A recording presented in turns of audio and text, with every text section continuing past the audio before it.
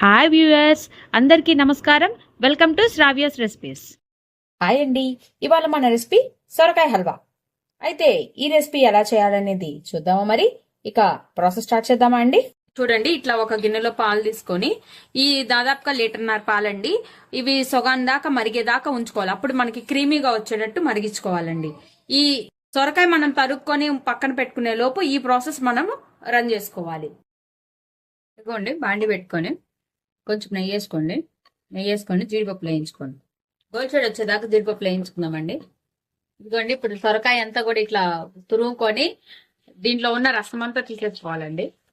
తీసేసుకొని వేయించుకుందాం దీంట్లో వేసుకొని. ఇప్పుడు కంప్లీట్ గా ఇది వేగించుకోవాలండి. ఇప్పుడు మొత్తము దాదాపుగా మొత్తం కూడా మెత్తపడిపోతుంది, అంటే మీకంటే ఉడికిపోతుంది అండి. కంప్లీట్ గా ఉడికిపోయి నీరంతా ఇంకిపోయిన తర్వాత ఇప్పుడు మనం వేడి చేస్తే నీరు వస్తుంది. ఇంకా నీరంతా పోయిన తర్వాత అప్పుడు పంచదార వేసుకుందాము. అప్పటిదాకా మగ్గబెట్టుకోవాలి. ఇట్లా మొత్తం కూడా వేగిపోయిందండి. చూడండి, ఇందాక నేను ఈ గిన్నె నిండా పాలు తీసుకున్నాను కదా, ఇది తీసుకుంటే దాని సొగానికి మరిగించుకున్నాము. ఇలా సొగానికి మరిగించుకున్న నీళ్ళు పాలు దీంట్లో పోసేసుకుందాం మొత్తం కూడా. అదంతా కోవా అండి. మనము అది దగ్గర పడేదాకా మొత్తం కూడా మనము ఉడకబెట్టుకోవాలి. కోవా కంప్లీట్ గా కోవా మొత్తం వచ్చేస్తుందండి. ఆ మొత్తం పాలంతా మరిగిపోవాలి. ఇప్పుడు హై ఫ్లేమ్ పెట్టేసుకోండి. ఆల్రెడీ వేగింది కాబట్టి ఇదంతా కోవా అవ్వాలి.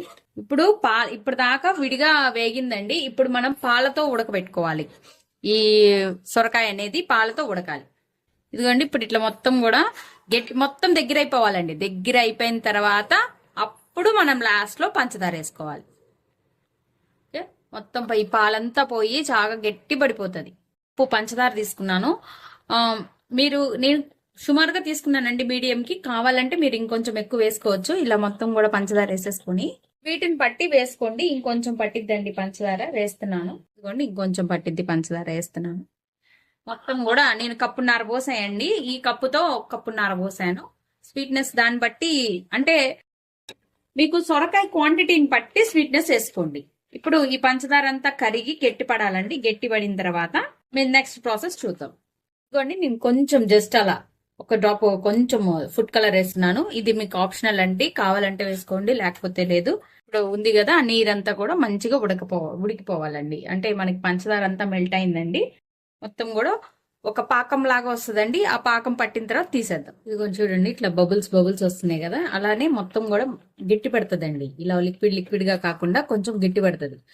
గట్టి పడిన తర్వాత తీసుకోవాలండి. అప్పటిదాకా ఉడకబెట్టుకోవాల్సిందే. ఇదిగోండి, ఇప్పుడు ఇట్లా 4 ఇలాచీలు దంచుకున్నాను. ఇట్లా వేసేసుకుందామండి. వేసుకొని ఒకసారి కలిపుకుందామండి. మొత్తం కూడా కొంచెం నెయ్యి వేసుకుందాం. మనం ఇందాక ఆల్రెడీ జీడిపప్పు కిస్మిస్ వేయించుకున్నాం కదండి, అవి వేసేస్తున్నాను.